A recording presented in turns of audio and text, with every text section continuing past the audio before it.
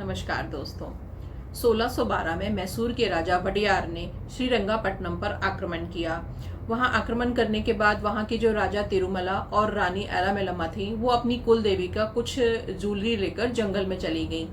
जब वो जंगल में चली गई तो वहां पर जो वडियार ने अपना शासन जमा लिया था, तो वहां के पुजारियों ने वडियार को बताया कि इनकी जो कुल देवी है, उनकी जो ज्वेलरी होती है वो रानी अपने साथ लेकर चली गई हैं। आप सैनिकों से वो ज्वेलरी मंगवाइए, वही देवी को चढ़ाई जाएगी। तो वडियार ने बोला अपने सैनिकों, राजा वडियार ने सैनिकों से कहा कि जाकर वो ज्वेलरी लेकर आइए एलामेलम्मा से। सैनिक जब जंगल में गए, उन्होंने रानी को ढूंढा वहां पे और रानी से वो ज्वेलरी वापस मांगी, तो रानी ने देने से मना कर दिया।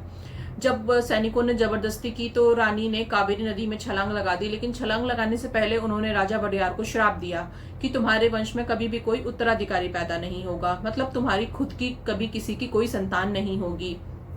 उनके इस श्राप के कारण राजा के जो पुत्र था उस समय, उसकी मृत्यु हो गई।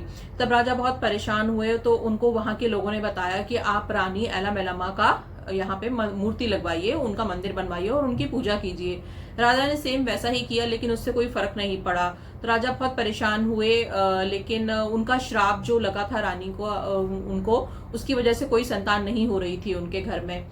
उसके आगे की पीढ़ियों में हमेशा किसी न किसी को गोद लिया गया, जिसकी वजह से उनका राजवंश आगे चला।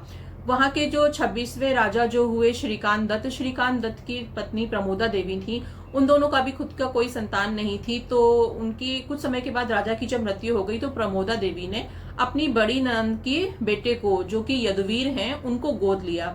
2016 में उन्होंने यदुवीर को अपना उत्तराधिकारी घोषित किया और उसकी शादी कृषिका सिंह के संग उसकी शादी करवा दी।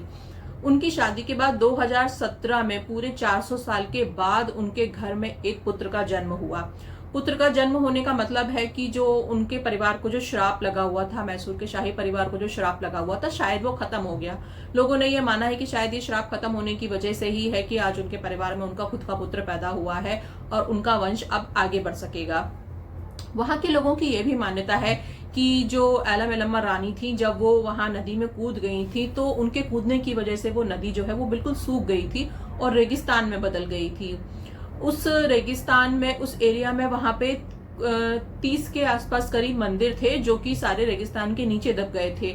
जब वहां की खुदाई की गई थी, तो वहां की खुदाई के दौरान सिर्फ 5 शिव मंदिर निकले गए थे और वो शिव मंदिर भी हर बार पता नहीं कैसे अपने आप रेगिस्तान के नीचे दब जाते हैं और उनको खुदाई करके बाहर निकाला जाता है।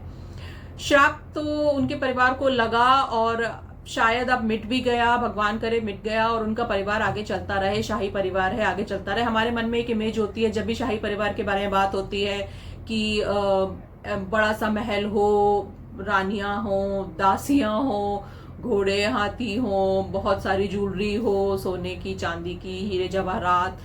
उतना तो अब शायद आज के समय में नहीं होता है, लेकिन फिर भी शाही परिवार तो शाही परिवार ही है। राजा यदुवीर जो अभी वहां के 27वें राजा है मैसूर के, उन्होंने इस बार 2024 में बीजेपी की तरफ से लोकसभा की सीट में इलेक्शन भी लड़ा और वो जीत भी गए हैं। ये था मैसूर के शाही परिवार की कहानी। अगर आपको पसंद आई हो तो प्लीज वीडियो को लाइक, सब्सक्राइब करें और आपका धन्यवाद।